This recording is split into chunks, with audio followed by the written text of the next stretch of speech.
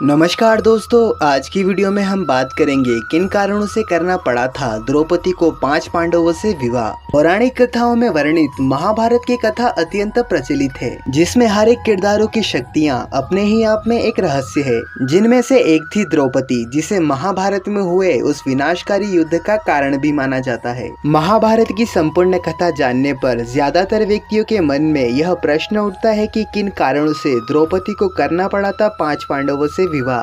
तो चलिए जानते हैं महाभारत के इस विचित्र रहस्य के बारे में। हम सभी यह तो जानते हैं कि द्रौपदी का विवाह एक स्वयंवर के दौरान हुआ था, जिसमें अर्जुन ने उस स्वयंवर को जीतकर द्रौपदी से विवाह किया।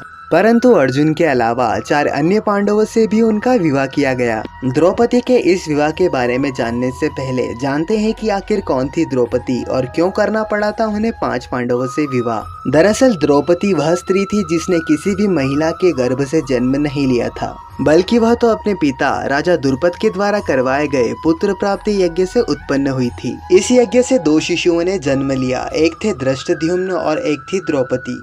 द्रौपदी का विवाह। राजा द्रुपद द्वारा करवाए गए इस विशाल स्वयंवर में कई शक्तिशाली राजा उपस्थित हुए, जिनमें कर्ण एवं दुर्योधन भी शामिल थे।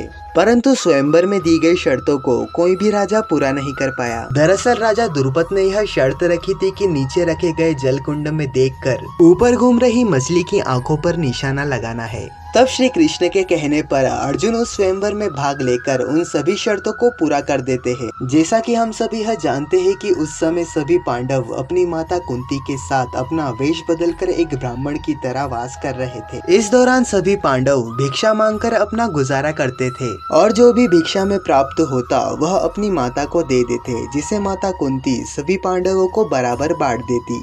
हर दिन की तरह जब अर्जुन द्रौपदी को लेकर घर आए तब उन्होंने कहा कि हे माता, देखे मैं आपके लिए क्या लेकर आया हूँ। तब माता कुंती ने बिना देखे अपने पुत्रों को कहा कि जो भी लाए हो आपस में बांट लो। तब सभी पांडव अपनी माता के द्वारा की गई बातों को टाल नहीं सकते थे एवं उन्होंने द्रौपदी से विवाह करने का विचार किया। दरअसल द्रौपदी के 5 पुरुषों से विवाह करने का रहस्य उनके पिछले जन्म से जुड़ा हुआ है।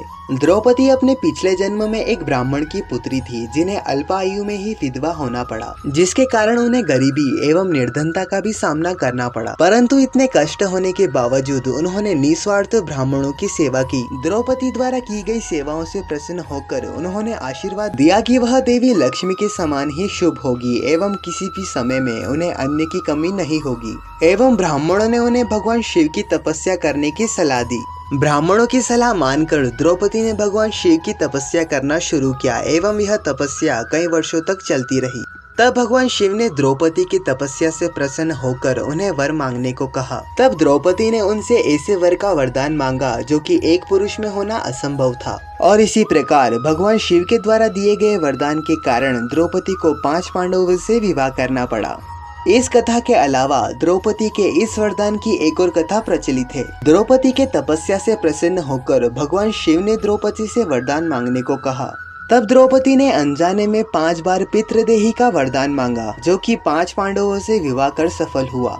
अगर आपको यह वीडियो पसंद आई हो तो वीडियो को लाइक कर दीजिए और ऐसी ही धार्मिक कथाएं सुनना चाहते हैं तो चैनल को सब्सक्राइब कर लीजिए।